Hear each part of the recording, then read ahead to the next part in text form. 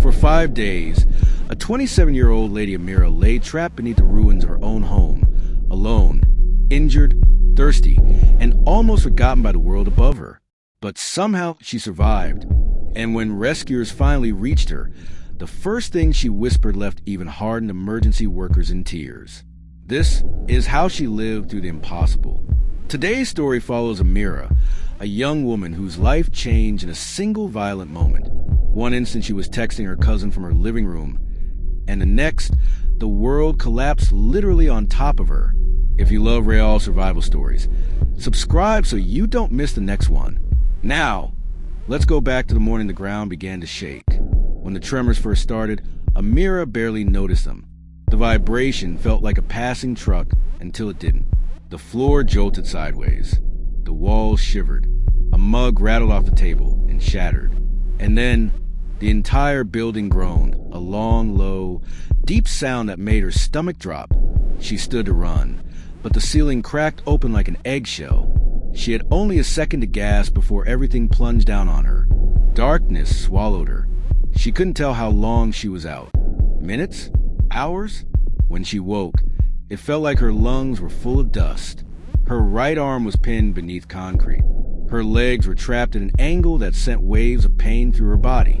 A small shaft of gray light cut through the rubble above her. Everything else was shadows. She whispered, "Hello? Is anyone there?" But the only answer was silence. She tried shouting, but dust filled her throat until she coughed violently. Each breath stung. She could hear faint sirens outside, but they seemed so distant, as if they belonged to another world. That first day was confusion, fear, disbelief. She pressed her hand against the slab pinning her, but it didn't move. She realized then she wasn't getting out on her own. The first night brought cold, the kind of cold that creeps slowly until it gnaws into your bones. With nothing to cover herself, she curled into the smallest ball she could manage. She tried to think of her family, her mother, her younger brother. She imagined them safe somewhere, or maybe searching for her. That thought kept her awake when fear threatened to take over. On the second day, reality hit harder than any falling debris. No food, no water, barely enough air, and no certainty anyone even knew she was alive. Her voice grew raspy, her breath shorter. She could feel her heartbeat pounding in her ears. She whispered to herself just to feel less alone. She remembered her father's words. "When trouble finds you, stay calm. Panic wastes breath." She clung to that. But on the third day, thirst became torture. Her lips cracked. Her tongue felt swollen. Every swallow felt like swallowing sand. She pressed her cheek against a cold pipe near her head, desperate for any moisture. That's when she heard it. Faint barking. A dog. Search dogs. Hope flared inside her. She screamed with everything she had left, but the sound barely rose above a whisper. Still, she banged her hand against a metal pipe, again and again. For a moment, she thought she heard someone answer, but then, silence. She broke down, tears mixing with the dust on her face, turning to muddy streaks. On the fourth day, she woke to what felt like vibrations overhead. Not shaking, footsteps, voices, real human voices. She couldn't shout. Her throat was too damaged, so she hit the pipe again, 3 times. A pause, then a voice answered. "Hold on, we hear you," she sobbed. Relief and desperation tangled into one overwhelming surge. But rescuing her wouldn't be easy. The structure above her was too unstable.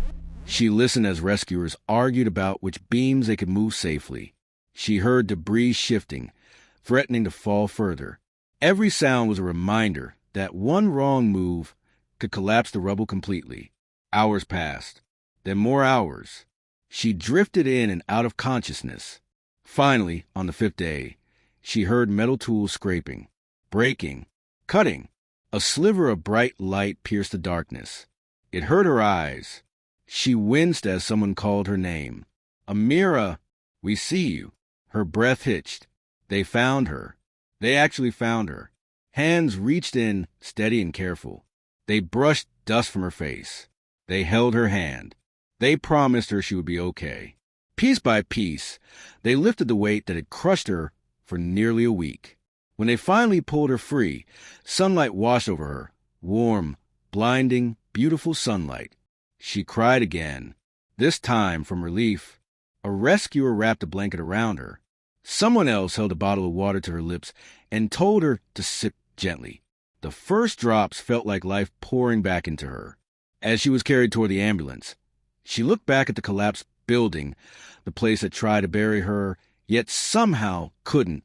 She had survived the impossible. Amira's story isn't just about survival. It's about human will, strength, and hope clinging on even in the darkest places. 5 days trapped.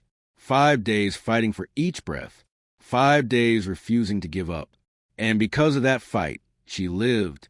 If today's story moved you, share it with someone who needs a reminder that even in the worst moments, there is always hope. Subscribe for more stories like this, and I'll see you in the next one.